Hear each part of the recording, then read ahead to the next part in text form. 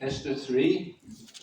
After these things did King Ahasuerus promote Haman, the son of Hammedatha, the Agagite, and advanced him, and set his seat above all the princes that were with him. And all the king's servants that were in the king's gate bowed and reverenced Haman, for the king had so commanded concerning him. But Mordecai bowed not, nor did him reverence. Then the king's servants, which were in the king's gate, said unto Mordecai, Why transgressest thou the king's commandment? And it came to pass, when they spake daily unto him, and he hearkened not unto them, that they told Haman, to see whether Mordecai's matters would stand, for he had told them that he was a Jew. Now when Haman saw that Mordecai bowed not, nor did him reverence, then was Haman full of wrath.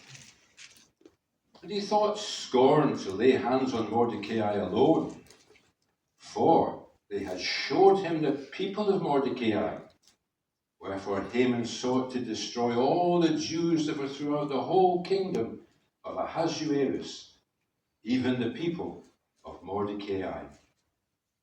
In the first month, that is the month Nisan, in the 12th year of King Ahasuerus, they cast pur, that is the lot, before Haman from day to day, and from month to month, to the 12th month, that is the month Adar. And Haman said unto King Ahasuerus, There is a certain people scattered abroad and dispersed among the people in all the provinces of thy kingdom, and their laws are diverse from all people, neither keep they the king's laws. Therefore it is not for the king's profit to suffer them. If it please the king, let it be written that they may be destroyed. And I will pay 10,000 talents of silver to the hands of those that have the charge of the business, to bring it into the king's treasuries. And the king took his ring from his hand, and gave it unto Haman, the son of Hammedatha, the Agagite, the Jews' enemy. And the king said unto Haman, The silver is given to thee, and the people also, to do with them as seemeth good to thee. Then were the king's scribes called on the 13th day of the first month, and there was written according to all that Haman had commanded, unto the king's lieutenants, and to the governors that were over every province, and to the rulers of every people of every province, according to the writing thereof, and to every people after their language, in the name of King Ahasuerus was it written, and sealed with the king's ring. And the letters were sent by post into all the king's provinces, to destroy, to kill, and to cause to perish all Jews, both young and old, little children and women, in one day, even upon the 13th day of the 12th month, which is the month Adar, to take the spoil of them for a prey. The copy of the writing for a commandment to be given in every province was published unto all people, that they should be ready against that day. The posts went out, being hastened by the king's commandment, and the decree was given in Shushan the palace. And the king and Haman sat down to drink, but the city Shushan was perplexed. It's very interesting when chapter 2 closes. Mordecai had saved the king's life, and it was many years later before Mordecai got his reward. And again, God may not be mentioned in this book, but we see his fingerprints everywhere. Here was something that God had prepared long in advance, and with his perfect timing was going to bring it out at the right time. But our chapter introduces us to Haman, one of the main characters of the book. And today, when the book of Esther is read at the Feast of Purim, and his name is mentioned, the Jews spit and they curse and they stamp their feet. The hatred of Haman is so large. Now, he's a very interesting character. Fancy the king having to give a commandment that one of his chief officers had to receive both bowing and reverence. If it had been something he had earned, no doubt, and was respected by the other princes, I'm sure they would quite have willingly done it. But it appears that the king had to give a commandment for it to happen. Now, Haman, secular history can be useful at times, but at other times I believe that it's not needed. There would be no need at all in the Word of God to give us any secular information about this man. The fact that he was an Agagite. The rest of Scripture would tell us very clearly that he was an Amalekite. And it's a very interesting subject, Amalek and Amalekite. I didn't realize that there's more than 40 times that they're mentioned in Scripture. And it's also interesting that it was Saul, a Benjamite, who was supposed to deal with them all. And here's Mordecai, a Benjamite, who's going to be instrumental in dealing with him. So, he gets two titles here, repeated. Haman, the Jews' enemy. Haman, the wicked Haman. Little did he realize that he was Satan's puppet. It's interesting that all the other officers in the king's gate, they were quite happy to bow and worship Haman. Mordecai wasn't. And this, of course, as a Jew. And it's interesting that we don't get much in Esther about, shall we say, godliness. But obviously, the commandment that they hadn't to have any other gods or worship as another god was something that Mordecai still adhered to. Because the bow and the worship are very precise. If you remember, when Abraham bought the cave of Machpelah, he bowed before the sons of Heth. He didn't get down as per the second word and give homage, because that was reserved for deity. And of course, a lot of these old kings, as we know from Caesar, we have no king but Caesar. Caesar had to be worshipped as a god. So Haman would have been quite happy to have, Mordecai would probably have been quite happy to give the usual assent of seniority, but the idea of prostrating and worshipping an Amalekite, the enemy of God, you can understand that was one step too far for Mordecai. But it's interesting, the other judges in the gate obviously held Mordecai in respect. They discuss it with him to try and change his mind, but no, it was better for him to obey God than to obey men. Now, we're not told why they told Haman that this was the case, whether it was a case to see what was going on or whether there was a wee bit of malice there, we're not really told. But I think there's a key here as to why he was the Jews' enemy. The Jews are a very small people, less than 0.02% of the world's population. And yet 22% of all Nobel Prizes have been won by Jews.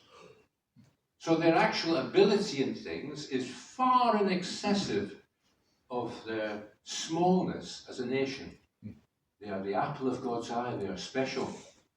Now, Haman offered 18,000 talents.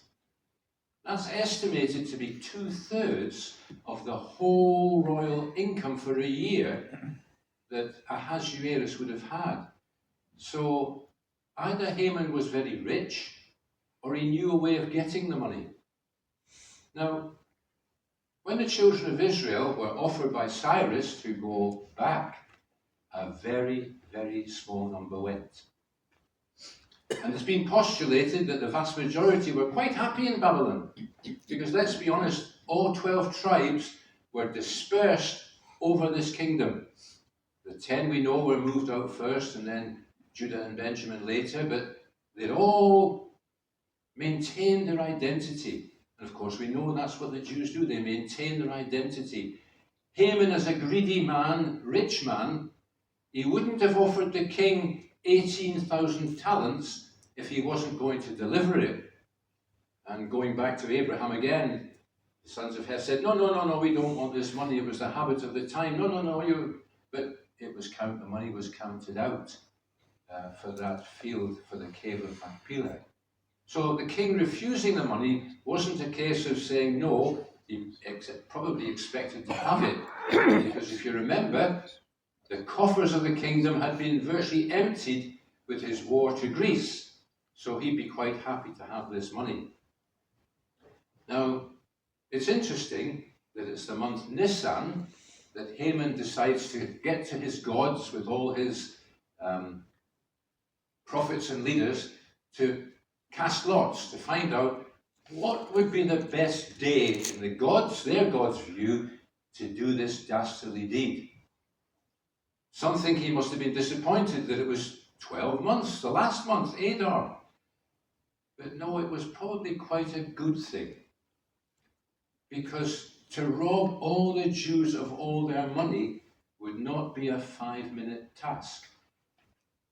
Some commentators think that there were places they could go outside the kingdom, and the wealthy Jews would try to escape and get away before this day, but they'd have to leave vast amounts of their money behind and their property behind, which Haman could then get. So he had this great plan, but what he didn't realize, that God's eye was still on his people who had chosen not to go back to Israel, who had chosen to live well and profitably in Babylon, that were still the apple of God's eye. And it's clear they had many enemies that, God willing, if we carry on with the book, we'll see later. So anyway, he's quite a clever man. He obviously got to where he was by, shall we say, dishonest means.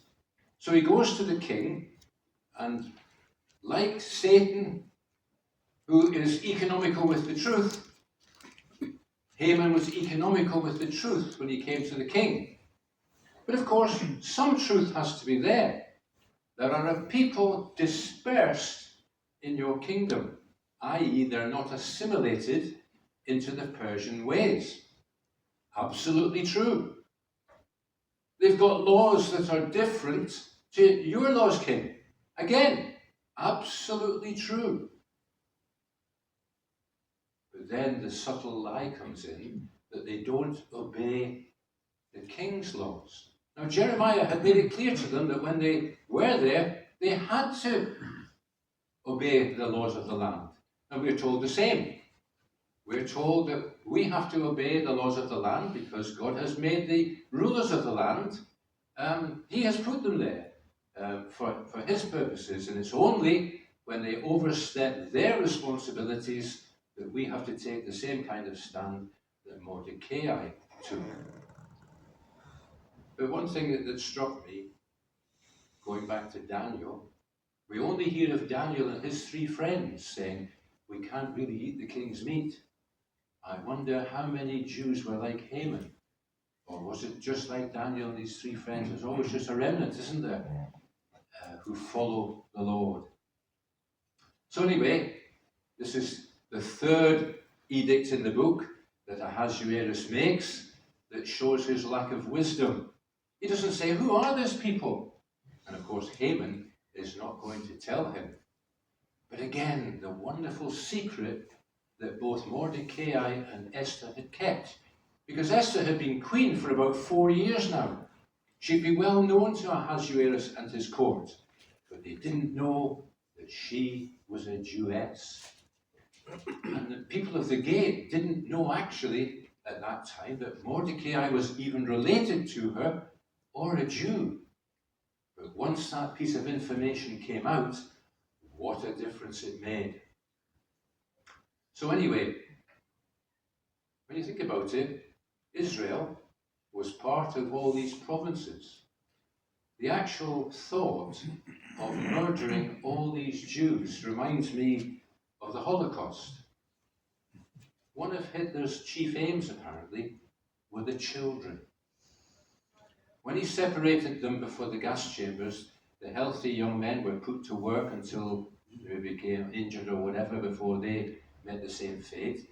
It was the women and children who were put to the gas chambers automatically. There's over 1 million Jewish children, not only in Germany and Poland and Lithuania, but wherever it was done, the aim was to get the children, because that was the next generation. And sadly, I believe that's one of Satan's major ploys today. How many mothers have we like Hannah today? They brought up a Samuel. Or like Jochebed, who brought up a Moses.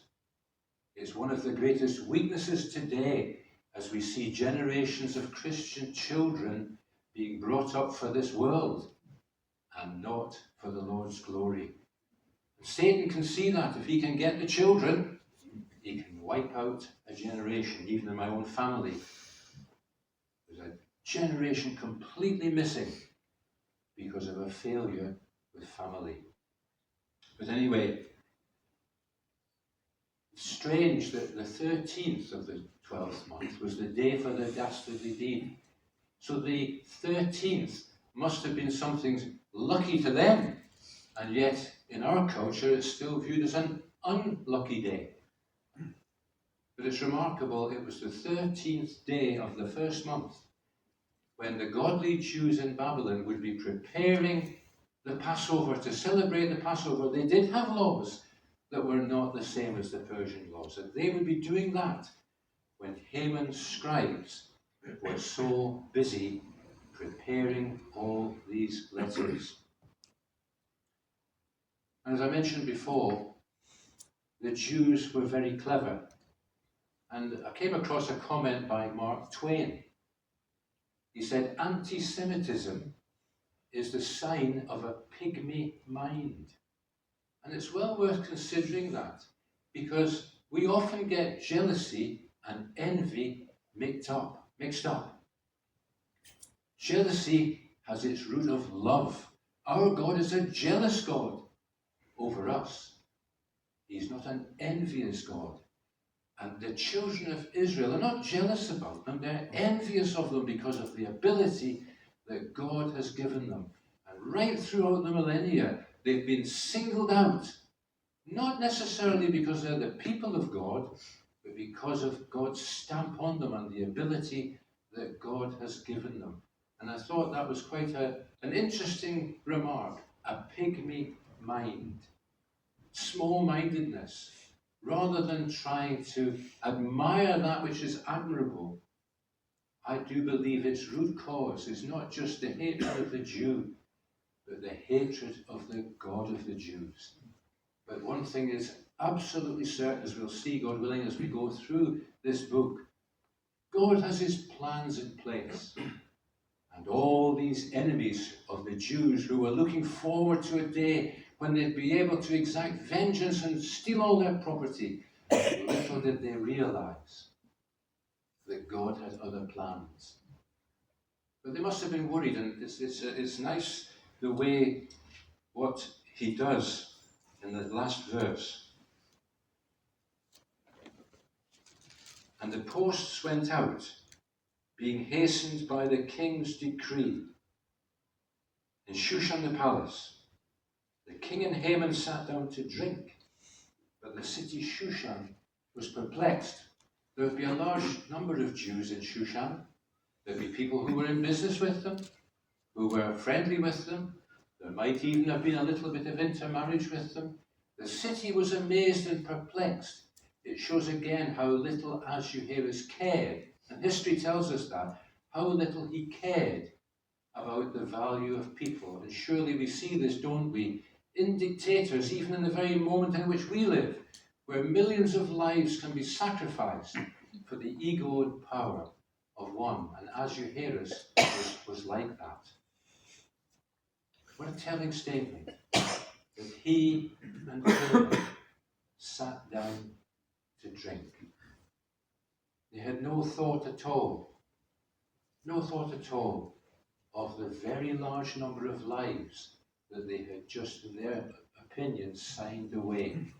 And of course, the Jews of Shushan and round about, they knew that the laws of the Medes and Persians had to stand.